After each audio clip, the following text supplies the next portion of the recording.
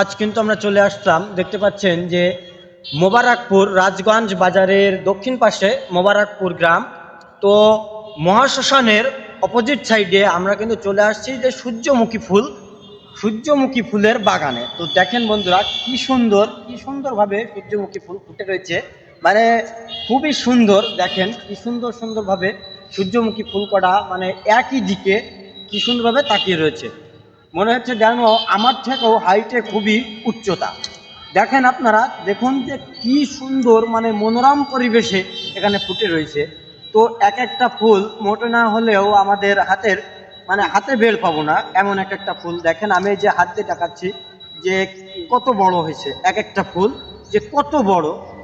তো বন্ধুরা, আপনারা যদি কেউ এখানে আসতে চান তো চলে আসবেন রাজগঞ্জ বাজার থেকে দক্ষিণ সাইডে ঝাপা বাওড়ের দক্ষিণ সাইডে অবস্থিত, এই যে একদম মেন হাইওয়ে রোডের পাশে।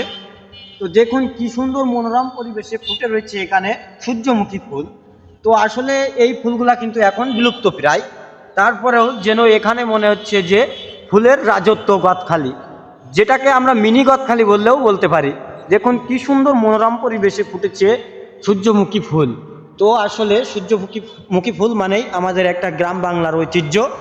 এগুলো কিন্তু মুছে যাচ্ছে দিন দিন, তবুও দেখেন এখানকার চাষি কিন্তু ধরে রেখেছে গ্রামীণ ঐতিহ্য। তো আসলে খুব মনোরম পরিবেশ, খুবই সুন্দর। দেখেন কি সুন্দরভাবে